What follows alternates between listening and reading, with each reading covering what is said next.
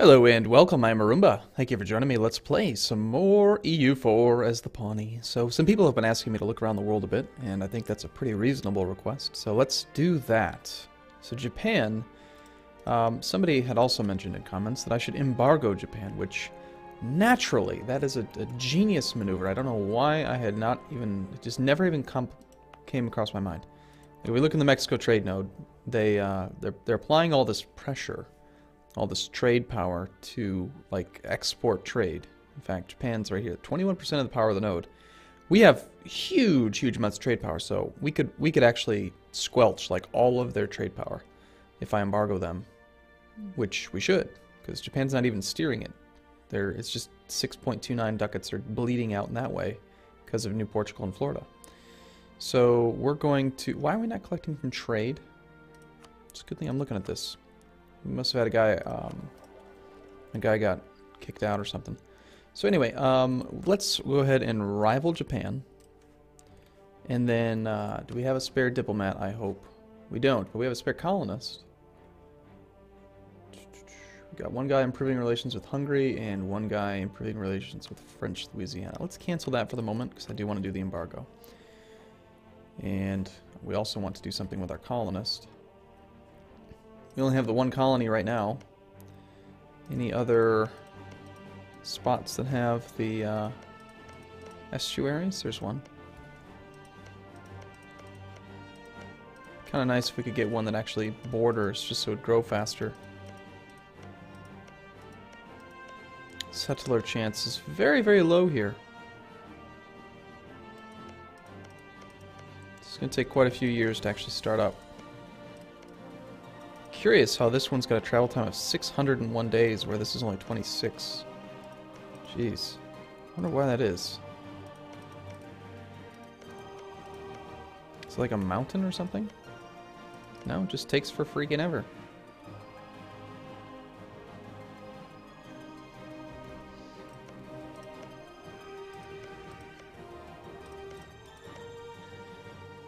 And the fact that it's tropical, I think it's just gonna constantly offset us.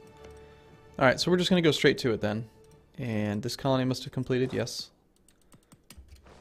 Gotta wait for a month to tick. I am going to look around the world. I know I said I would and then I just kind of ignored it, but...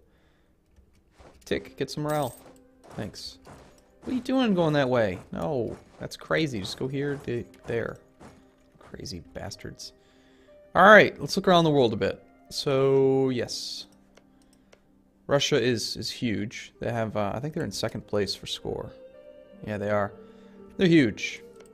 They've got lots going on. 18 military tech across the board. Lithuania seems to have grown quite a bit. They've expanded to the east a bit. I believe there's, yeah, should be seeing Crimea here. They've eaten up parts of Kazan. Poland and Hungary seem to be about normal. The Ottomans have eaten up the Mamluks. They've continued to expand southward. And then the Hedjaz. I don't remember them. They've eaten up Iraq. Apparently they've fought over this in the past. Algiers ate Morocco. Either that or Spain ate them and then Algiers took it back. I'm not sure. Kanem Borno is actually a pretty big native tribal democracy. They've expanded out and kind of eating the whole thing there. Auvergne is apparently independent. Are you independent? No, you're a vassal to France. So, I'm surprised they haven't annexed that. Austria is tiny. Austria must have inherited part of Burgundy, but they've been eaten up, or somebody forced them to release Styria. England ate Ireland. No surprise there. But Scotland ate quite a bit of England, which is weird. Sweden is slowly chewing its way into Denmark. In fact, it looks like they're at war right now. Yeah, they're taking up some more of it. And actually, this should be Norway. So never mind. Sweden ate Norway. Denmark. Apparently, Denmark ate Norway, and then now Sweden's eating parts of Denmark. It's weird. Weird. Poland apparently ate the... Ooh, and they've forced them to give up their claims, too. Isn't there, like, the Teutonic Order or something up in this area? It's like the Hansa here, Teutonic Order here, and then Novgorod up here. And those cores seem to have been just dead. They're gone. Interesting. Okay. Portugal's around the coast. Kilwa. We are colonizing this thing, which is, wait, what? No, that's France. France is over there. Okay. Anyway, that's what's going around in the world. So, what was I doing before this? I forgot already. Oh, we need our diplomat because I'm going to embargo Japan, and we're going to see how that affects things. So yes, the goal is still to get to first place. When we get to first place, I'm just going to call this series good. I don't know. I don't really see the point in playing EU4 to the end. It's like, once you get to first place, against the AI at least, they're not going to take it back from you. Unless you do something really stupid. Peace offer from Choctaw. They will renounce their claims. We decline because I'm going to do something else. Diplomat's back.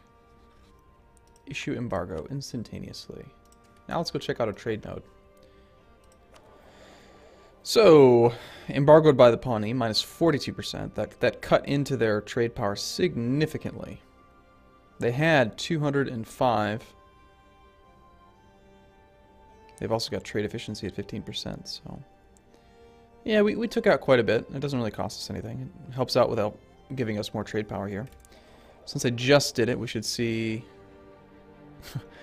Your estimated income from trade next month is 33. So it's going to make us $1.20. Wow.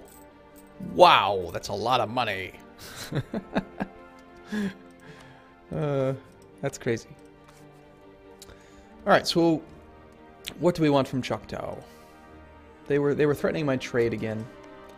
Which is silly. And I know I've been messing around with Portugal and trying to do like the independence wars and stuff, but I still just cannot see the darn liberty desire of these provinces, which is just obnoxious. It should be available as a value somewhere. But it's not, so that's fun. And then I was thinking, well, Portugal is somebody that I want to attack just out of spite, but really, if we're trying to get to first place, it actually makes more sense, I think, to just focus on the biggest guy. Like, the biggest. Like, if we can hurt France, ultimately that gets us closer to first place than hurting Portugal. Portugal's just a stepping stone. I mean, we're catching up on Portugal slowly anyway.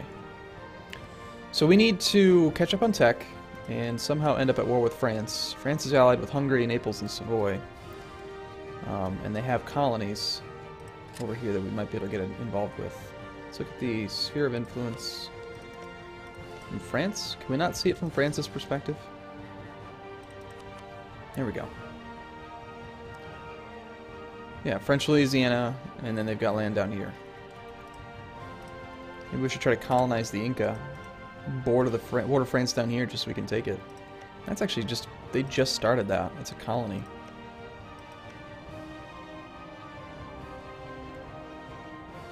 Interesting. Okay. Well, anyway, we're playing. We're playing. Speed 5. You surrender to me again? You'll renounce your claims. I don't want to do anything that costs me Diplo points. No. It's not going to happen. Grant them privileges or do this thing. Well... which one do we really care about more? Admin points or stability? Or sorry, admin points or Diplo points? We're behind more on admin, so... we'll drop the Diplo points. We've won our siege. Can we come home now? I really don't want to be at war with you.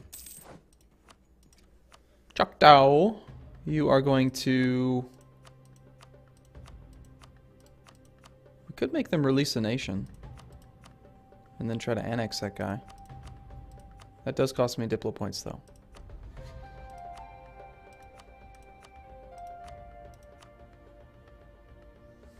I suppose we could... I don't know. I don't really want to... I don't want to have to deal with coring things and being overextended. I just don't think it's a good way to grow anymore. Not when you're this large. I think we need to do it through diplomatic means. So fine, I guess we do take release a vassal and give me some trade power.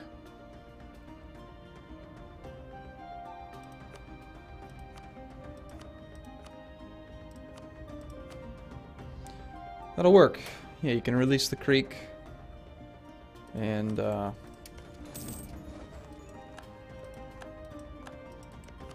they should love us.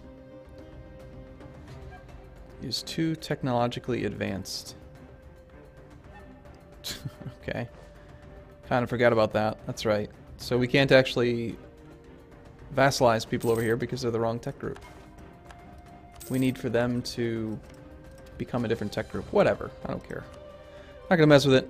Stability cost minus 10%. He's really expensive. I don't want to pay for that. I want us to get some money.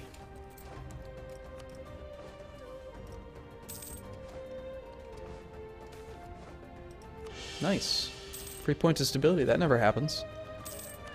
Alright, Castilian Louisiana or French Louisiana. We want to support you. We want to support your independence. How much liberty desire do you have? Please. Please. Become my friend. French Louisiana.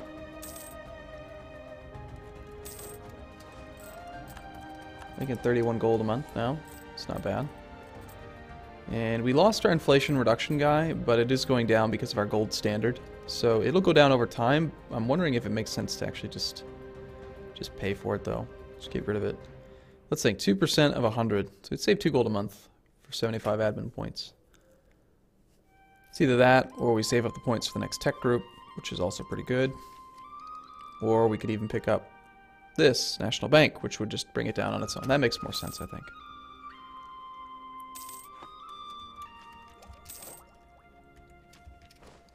We've already got the global settler increase. Let's see. It's kind of boring, but it might make sense to actually just go back to doing 3 or 4 colonies at a time.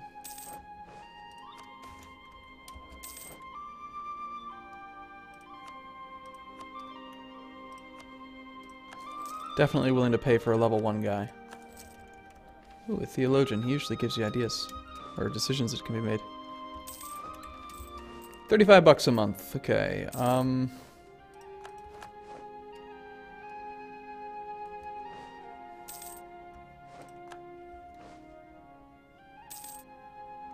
mission is to improve relations with Hungary right now. Get them to 125. They actually would accept an alliance. So let's use our diplomat when he gets back. Do the alliance. That'll probably achieve the mission. There we go.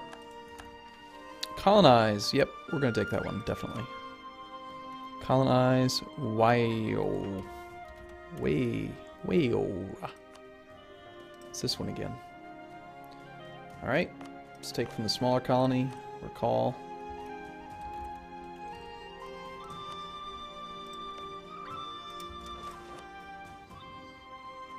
Ugh. Well, gain some, you lose some. Blockade efficiency. Let's get the National Bank. I mean, I don't know. Getting the tech cost thing would be pretty cool. We'd have to actually build that, though. What else comes about from this? The stock exchange and all that. The income is... money's just always where it's at. If we can get more money, then we'll win the game. Definitely. Then again, taking ideas reduces tech cost now, too, so... let's just take it. Take that one. And then blockade efficiency. God, I want that. I want all these. Getting some naval bases. We could just have an absolutely ginormous fleet. But this will provide immediate bonuses when we go to war with anybody that we need to blockade. The problem with waging a war with, like, France, I know I could dominate their navy if I committed my full income towards building new ships. I mean, they're only on level 17 Diplotech, and we are on level 17 as well, so we could totally beat them up when it comes to naval battles. But it's so freaking far away that we would suffer tremendous penalties unless we could get over there and then occupy a province to use as a fleet basing station. Other than that, Galicia, what the hell? Galicia? It's kind of strange. Other than that, maybe we just try to get an ally over here.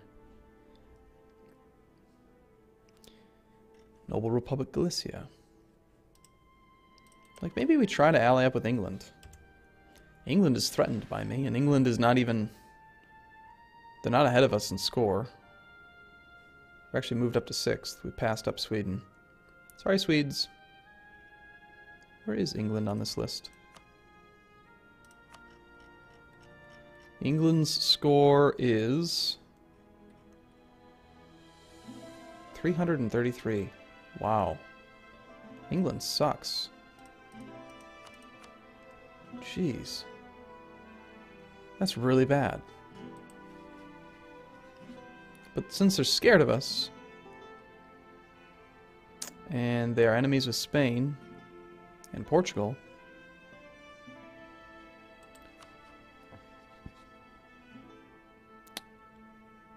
Austria is not going to help us out. I don't want fleet basing. I think we take. Why don't we do it? Why don't we try to get England? Because they've got little spots here. If we make England into an ally, we can use them as somebody to help us get our fleets across and just go blockade the hell out of France. Just ruin France. That sounds fun. So England, you're going to become my new friend now. I've decided in a year when my diplomats get home. But before we do that, I'm going to take a break. So thanks for watching. I think we have a new plan. We're going to try to beat up France by using England and try to get to first place. Thanks for watching, everyone. See you again soon.